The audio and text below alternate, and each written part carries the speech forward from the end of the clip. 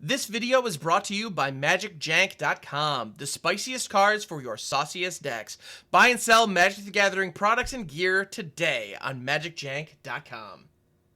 What is up, Janksters? It's your boy Graham, also known as HamHawks42 on the internet, and today I want to talk about a card that is possibly the single worst card that is legal in Standard right now, at least at the rare slot.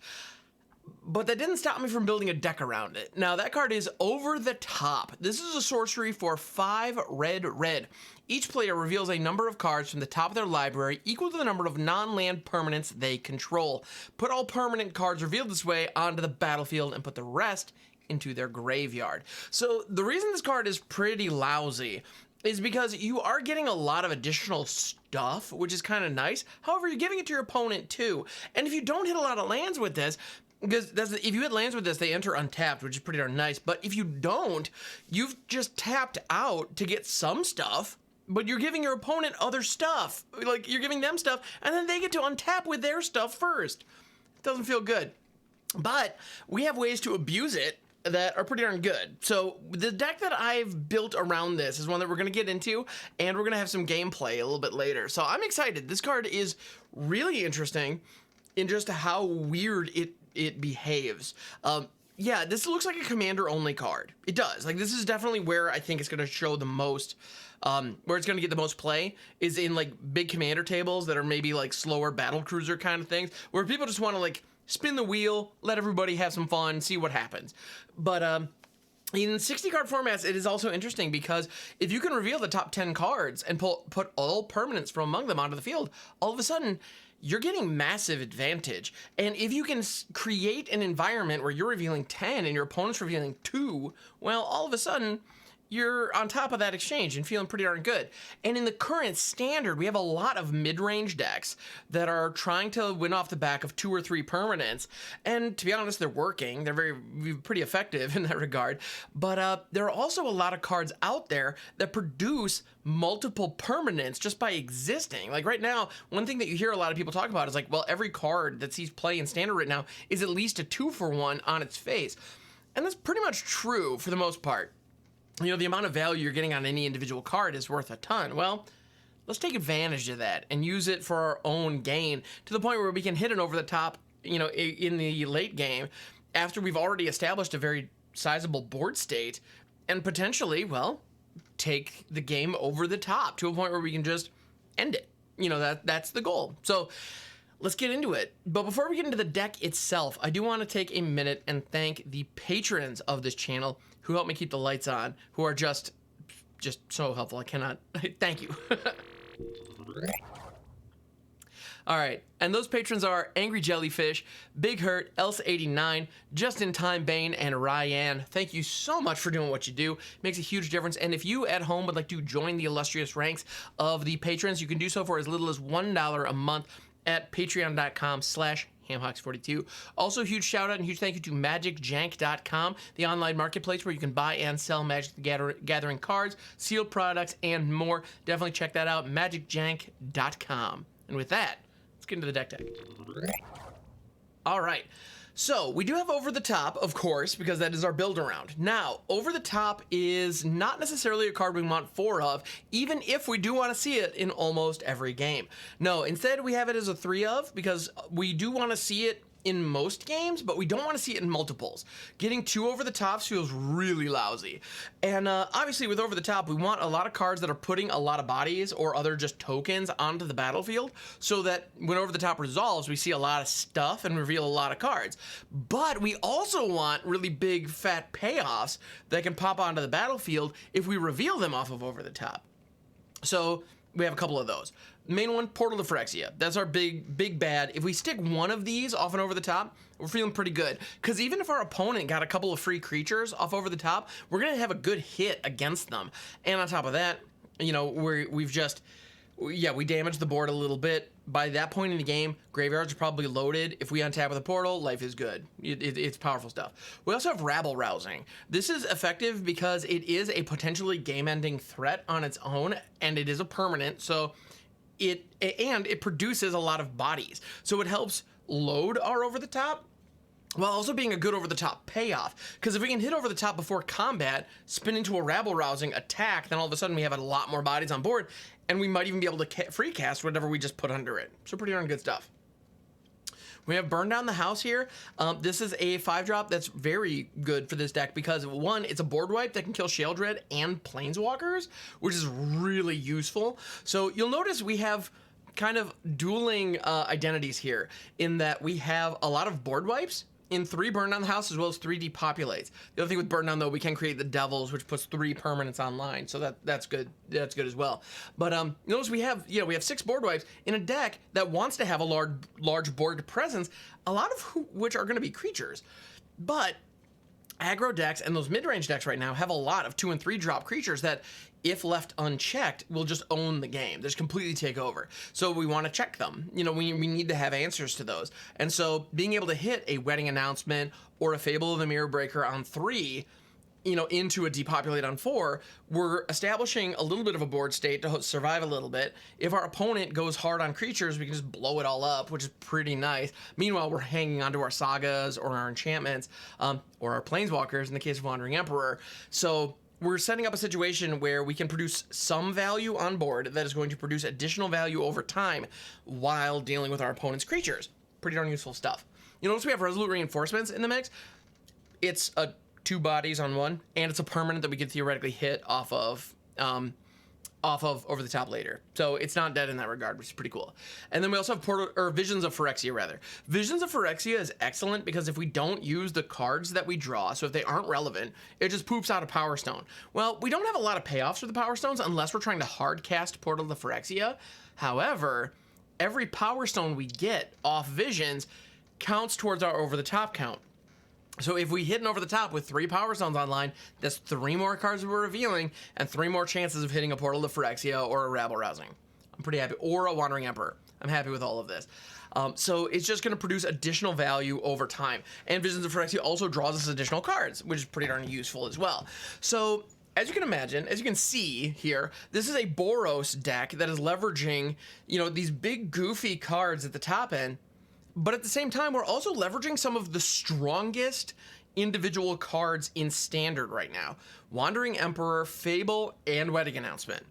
All of those cards are excellent. Visions of Phyrexia also seeing a fair amount of play right now in some of those mid-range lists. So yes, this deck may not look super janky in what it's trying to do, because at the end of the day, like, if you can stick 2 or 3 Wedding Announcements, you're probably just going to win that game. If you can stick 2 or 3 Fables, you're probably just going to win that game. If you can hit 2 Wandering Emperors, you're probably going to just win that game. So this deck is capable of winning even if Over the Top doesn't fire. You know, and that's intentional. Like, so yes, I believe this is a janky brew leveraging not particularly janky cards. Because right now in Standard, that's what you need to do. If you are a brewer, do not hesitate to use some of these bombs. We have 12 slots in our deck devoted to some of the biggest bombs that are available to us. Well, and they happen to synergize well with our game plan, which is really useful because all of them produce tokens.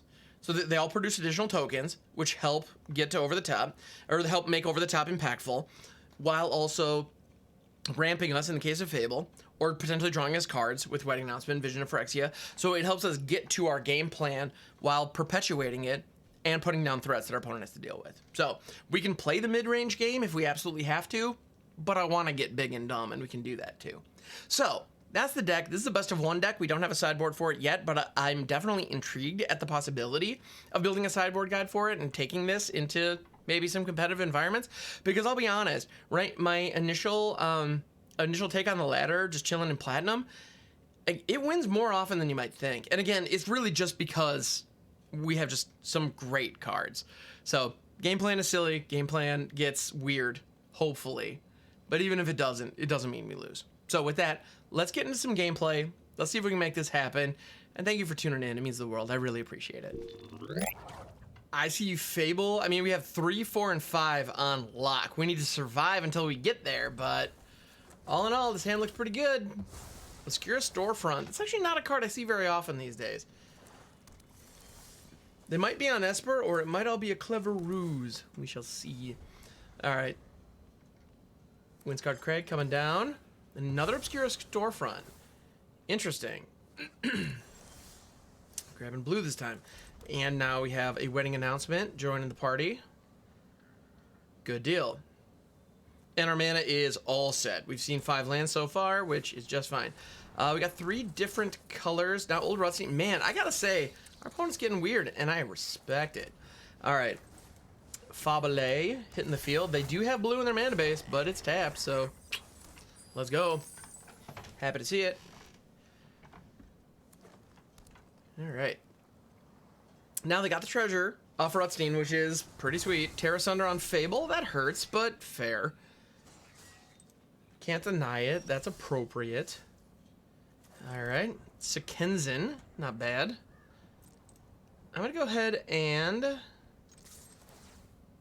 get our swing on. Whip up that treasure real quick. If they double block here, we could drop the Wandering Emperor to kill that insect and sort of keep, protect our shaman. Which, to be honest, I think I'm going to do that. If they have a counter here, I'm going to make them use it. Well, or give them the option of using it. They choose not to, that's fine. So first strike, it doesn't kill Rusty, but we get to take out the insect. Unless they have removal here, which to be honest, if they use removal on that token at this point, I'm feeling pretty good. All right, they're going to... they're gonna Otawara bounce. This is a Slogurk deck if I ever saw one. They're putting a ton of lands in the graveyard. They have green, they have blue. This is teeing up for Gurk the Jerk to show up and make their presence known.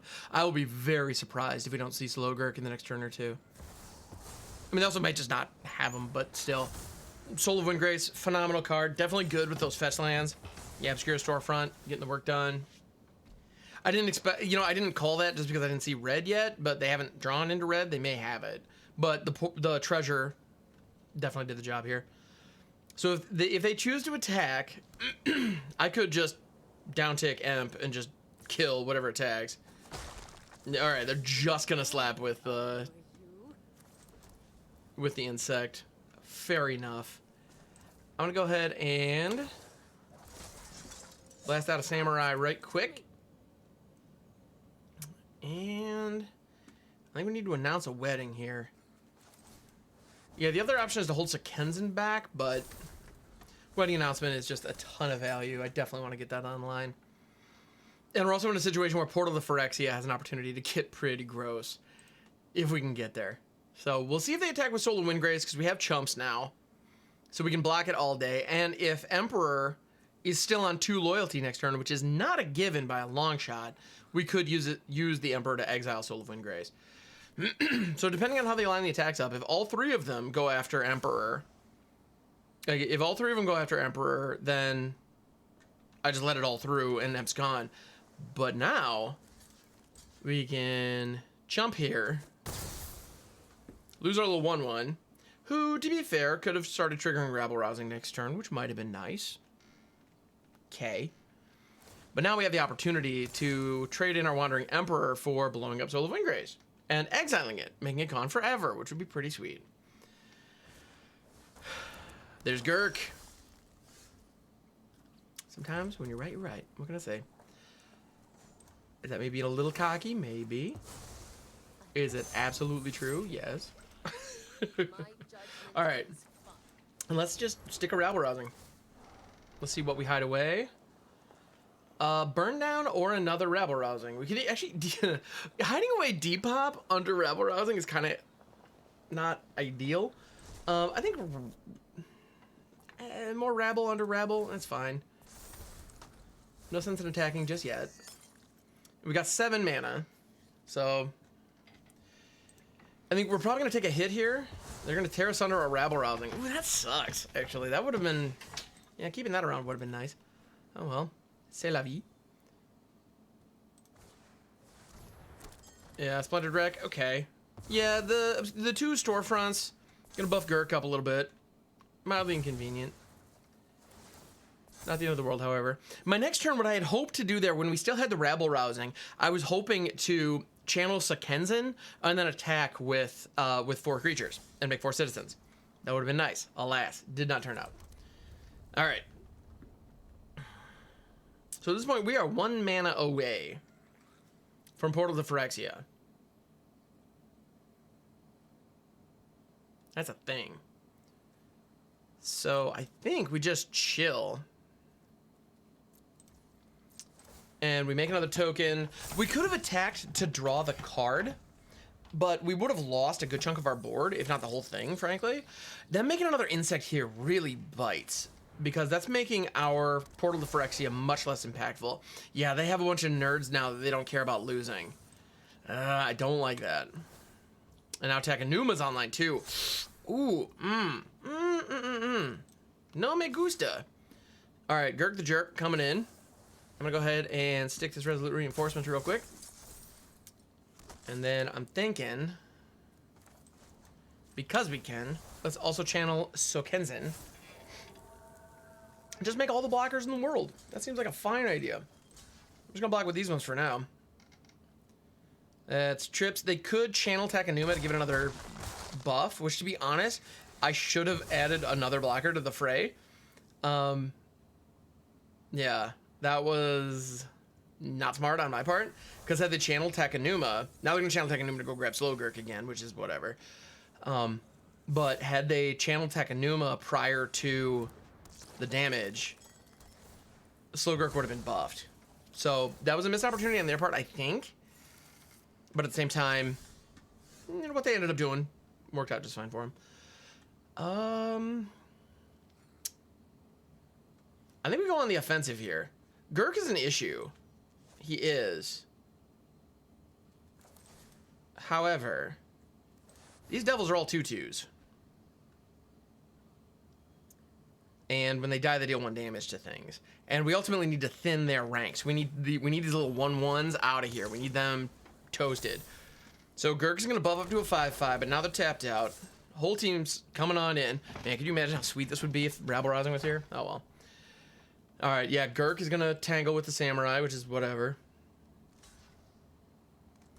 Yeah, now these little 1/1s are gonna, yeah, chew up those little 1/1s. I want this portal to absolutely slap. That is the goal. Now we need to draw into a land, though. Yeah, channeling that Sokenzen might have been a little greedy, but, well, I stand by it. The Riveture's Overlook, grabbing a red. So now if they draw into, the Soul of Windgrace, that's the word I'm looking for. Then, yeah, they can do that, which is the whole thing. Drag to the bottom. Ooh, okay, all right, fair enough. We're gonna get 3 little face blasts, but it's not really great. But now they drop Gurk, and now if we had land, we just portal. Gurk bites it. They fill their hand with more lands, which is all they got right now. I mean, Takanuma can keep bringing it back, which is nice. Also, because they've been milling themselves so hard, oh, over the top, baby! This is fun, but we would each reveal 2. So, like, if I reveal a portal, then, like, sweet. But if I don't, and if they hit something massive, we're just gonna be, like, wrecked. So I think I have to hold it, and I'm not super jazzed about this. Like, I want to rip it, but I want to have ripped it prior to that board wipe. Doggone it. Okay. They're gonna drop a Triome. Okay. Channel Takanuma. Mill some more. That's the other cool thing, though, because if they fill the board, if they go, like, super stupid wide, we can use over the top to mill them out. Because when you reveal the cards, some of them, like the permanents, go into play, and the non-permanents go to their graveyard. So that's pretty nice. Visions, I mean, it's more stuff, but we're dead now. Like, we just don't have it. Yeah, I could have ripped over the top there and just kind of hope for the best, but that was the best. That was, yeah, all we had. But they got 12 damage on board. There's not a damn thing I can do about it. So, all right. I gotta be honest though, our opponent rocking a 4-color, 5-color Slogurk deck. I didn't expect that today, so rock on, Oppo. I like your style. Well done, you got me. Let's move on to the next game and see if I can redeem myself. The hand looks pretty decent. We also have the 2 white sources that we need to hit Depop or Emp. So hopefully we draw into another red, so we'll have the option of Visions here before too long, but all in all, this looks pretty good. And also, just in general, I Okay, Commune of Spirits, they're probably playing... Yeah, that's the Selesnya. This is absolutely the Selesnya Enchantments deck. Yeah, they're going to rip the Naturalist. I'm going to respond with Reinforcements. Sure, because why not? Burn down, not bad, but I'm still not seeing my lands. Not hitting the lands I'm looking for. This is making me a little nervous. Depop here actually is pretty fantastic. I like it quite a bit. Hallowed Haunting, Eiganjo, damn it. That is very bad. I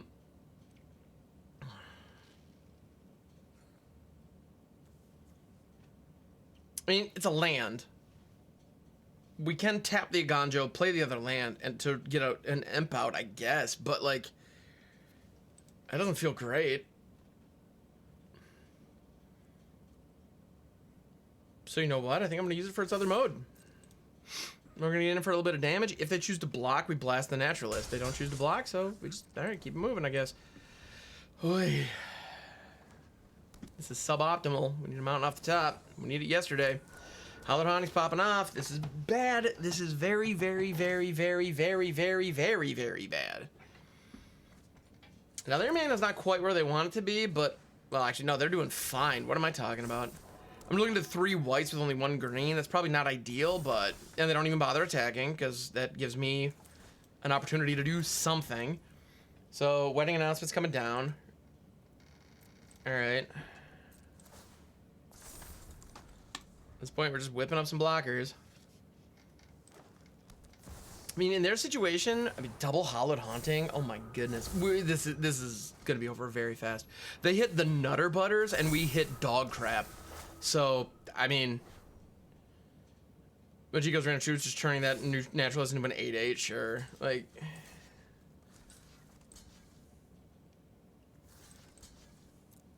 yep, this is all bad. So we have to depop next turn. We do not have a choice. Hopefully we hit a land so that we can do that without... There it is. You know, we can do that without having to, like, do this janky legendary land stuff, but even then, they even draw a card because they had a multicolored card. Oh, man, this is... Brrr. I do not like this. I do not like how this is going. You guys are in truth, just buff our token. That's nice. Very, very courteous of them. Borrowed Time, okay. Just pooping out spirits, and we don't have a good answer to this. We just don't have a good answer to this.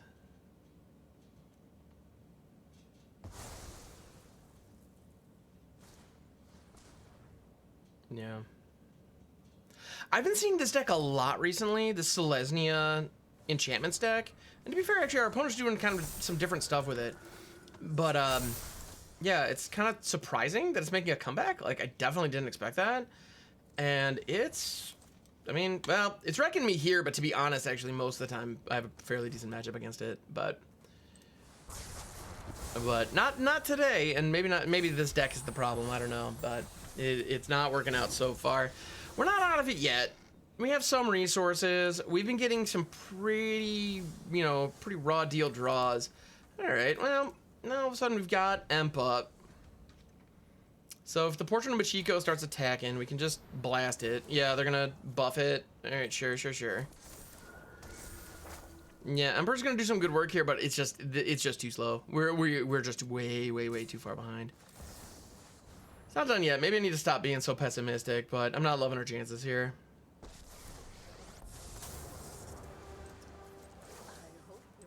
So I started blasting and gaining life. Pew pew! All right.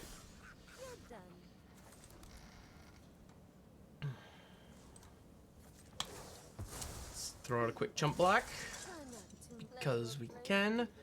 Now might actually be the right time to get the visions down. We still have the Resolute Reinforcements up.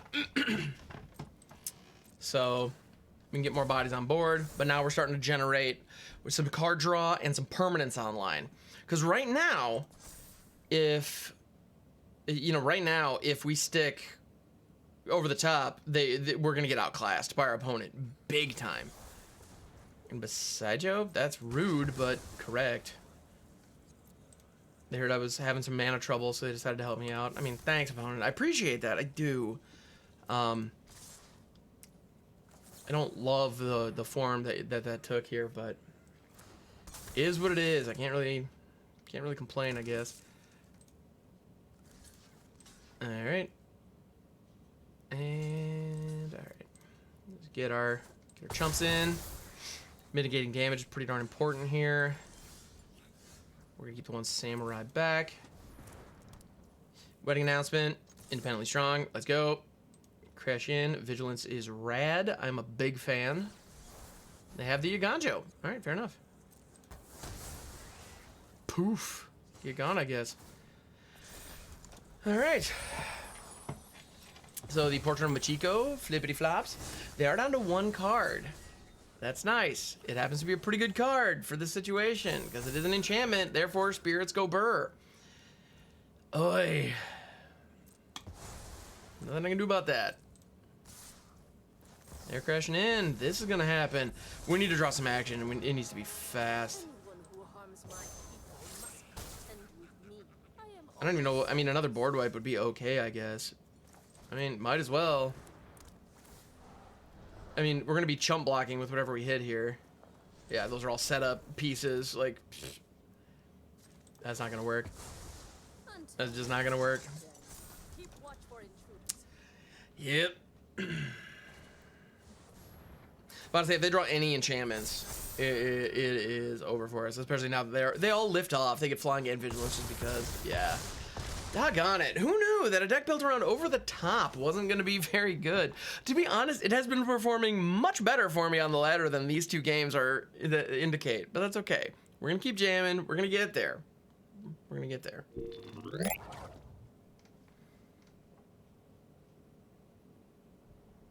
This hand isn't amazing.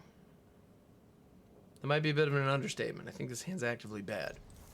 But I see lands and I see spells. So I'm going to keep it.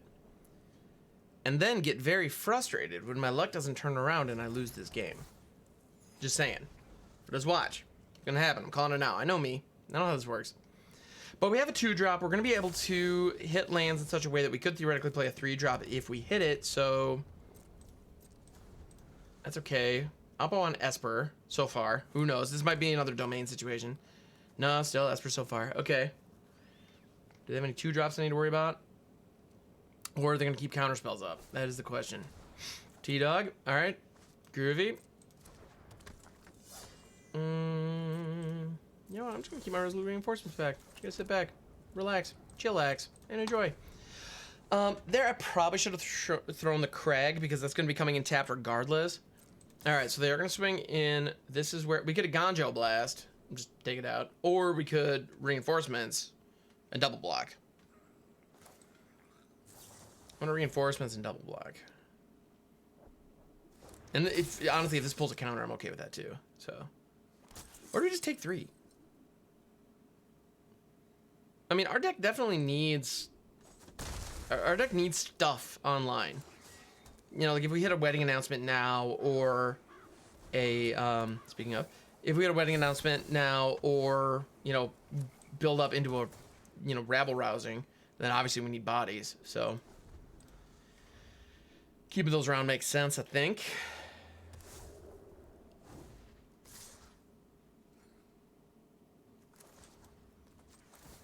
Yeah, we're just gonna Eiganjo Blast T-Dog because we're doing fine on the Manyas.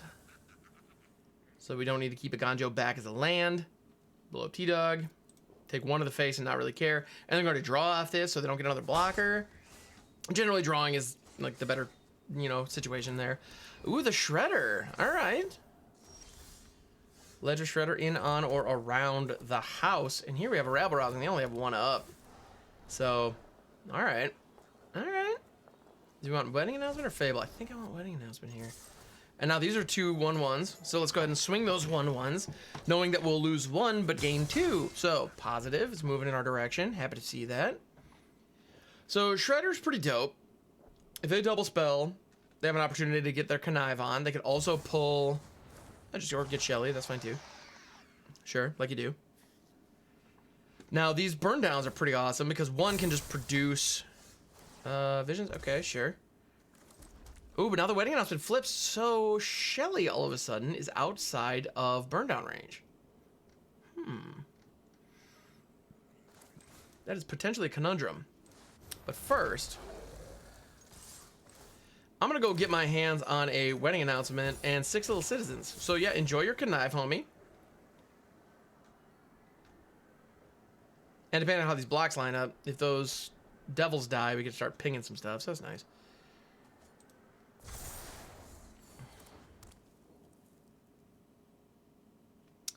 But now Rabble Rousing could just power through. I mean, we might just...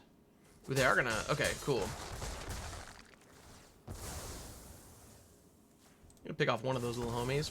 Not amazing, but it's one fewer 2/2 on the board. Alright, cool. Fable, sure. I'll take that.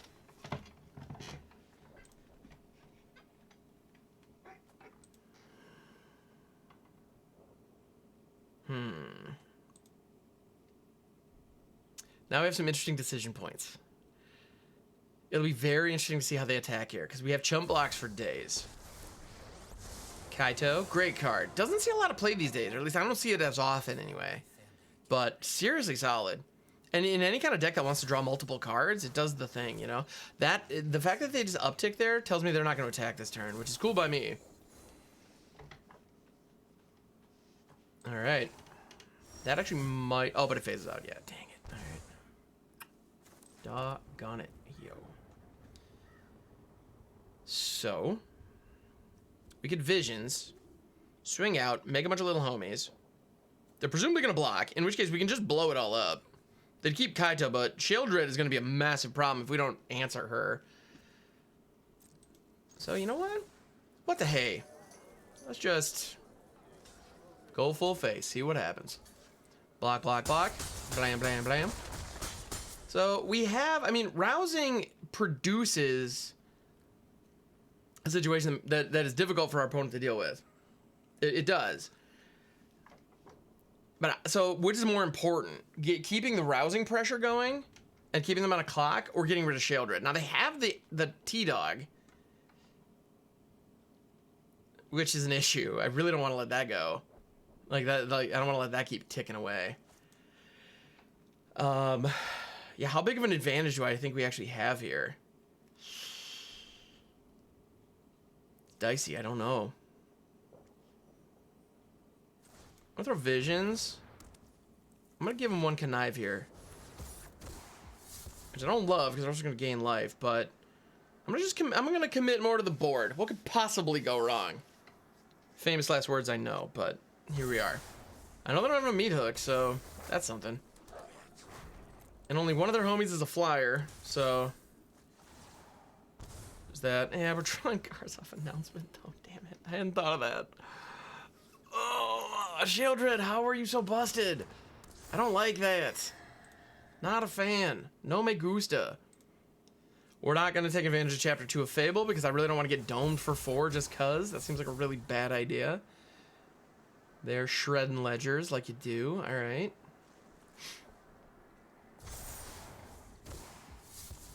I'm just gaining obscene amount of life because Sheoldred is just nuts.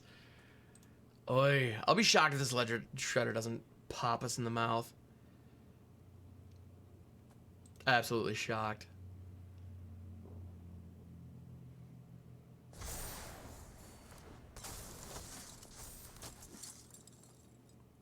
Yep. Alright. Well, we're on a 2-turn clock if we don't do something about that. So naturally we're gonna do something about that. This isn't exactly how I envisioned this all going down, but here we are. There's over the top. Timing's not great on that one, homie, but alright, sure enough. Decline all day. Play to land.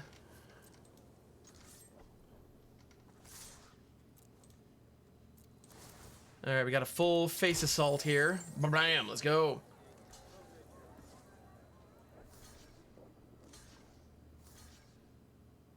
Cool. So now what's going to happen, we are going to burn down the flippin' house. That's going to kill Kaito. And when the devils die, we aim the 2 damage from them at that 7 toughness shredder. So we're not out of this thing yet.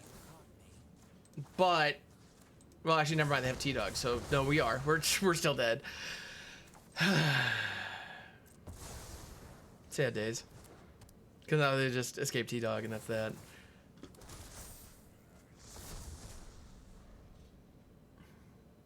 Who knew that a card built around what is possibly the single worst card in all of Standard? Who knew that a deck built around the worst card in all of Standard wouldn't win games? It's crazy, right? Who would have thought? We have 3 mana, a Fable, and Wedding Announcement in hand, plus the Depop kind of locked and loaded, ready to make its presence known if need be. So, all right. It's pretty solid. Evolve Sleeper. Gorgeous Swamps, by the way. Props, opponent.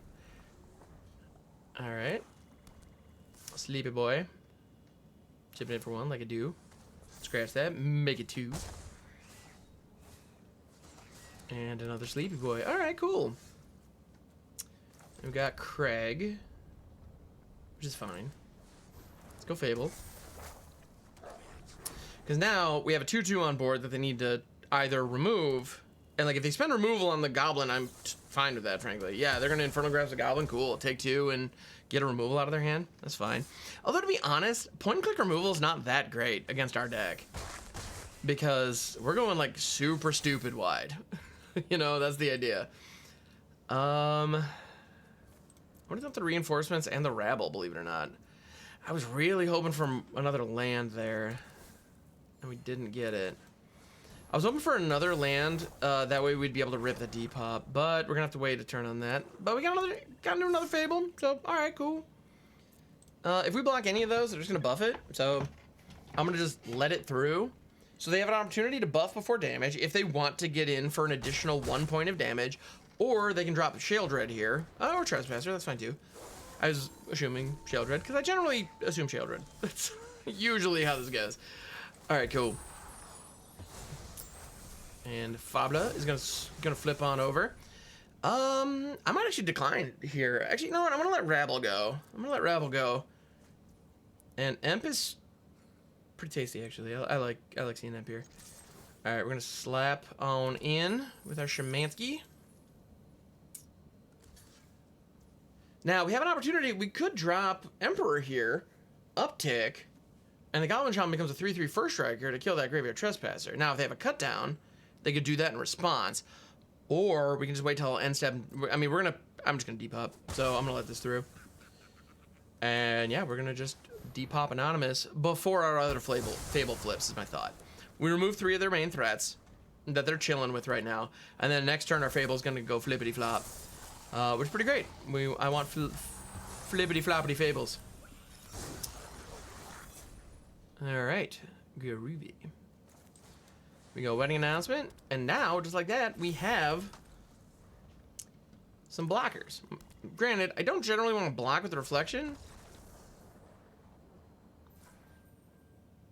Our opponent, I guess, is just going to scoop it up because they don't have, like, a super devastating board state. And we were doing okay. All right. If you're playing in best of 1 ranked and your goal is, like, if it's not an obvious win and you scoop, your rank is nowhere near as good as it ought to be. Just putting that out there. This hand is pretty awful. Portal's effectively a dead card. I mean, Wedding Announcement and Fable, both in the opening hand, are awesome, and Burnout is great, but it's a 2-lander. Don't keep 2-landers in general. This also, frankly, is probably too heavy and worth mulliganing, but I am going to go ahead and keep it and put the 1 over the top away.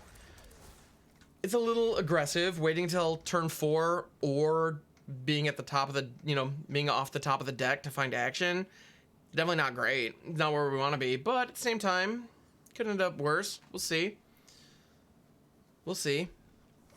Our opponent, Tinkerbell, looks like they are on black, and that appears to be the default black swamp. So, all right, rock on. Cult Conscript. Okay. I'm really happy to see that Wedding Announcement, because that's at least something we can play. And it puts a body on board, which is no joke. So, cool. And if over the top is going to be our, our goal, we need to get stuff online. So that said, would I trade a 1/1 generic human token for a 2/1? Maybe. Like, that's some consideration for sure. Alright, cool.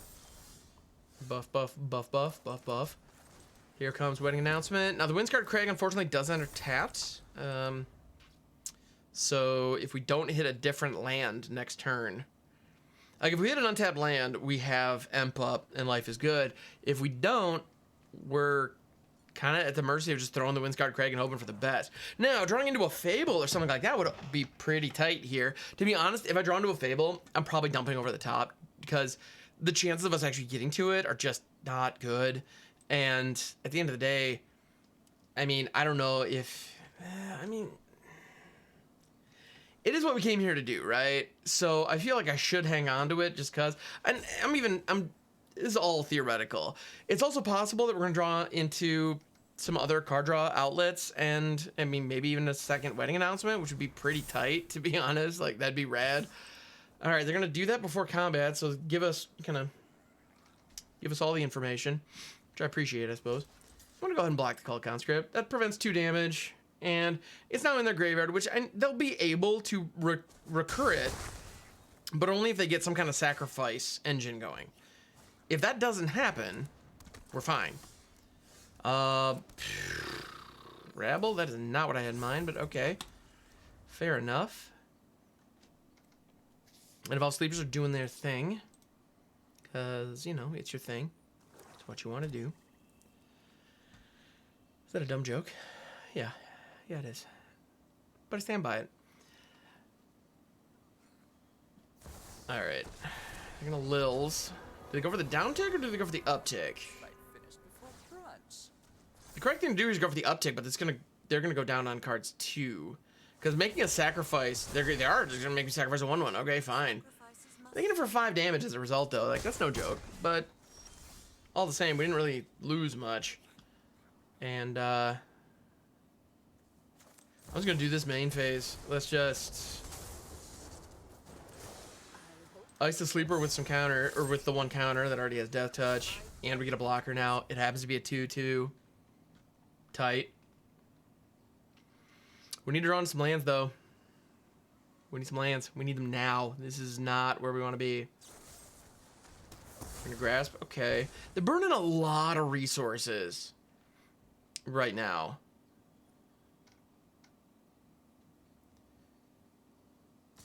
Yeah, they're going to attack Emperor. That makes sense. So, Emperor prevents 2 damage to our face here, which is nice. Do they uptick Lils? I mean, if they uptick Lils, they gotta go down cards. Alright, another sleeper, sure. And they don't. Oh, come on! Could not have asked for a worse draw. Alright, now we've gotten some okay draws, but at this point, like...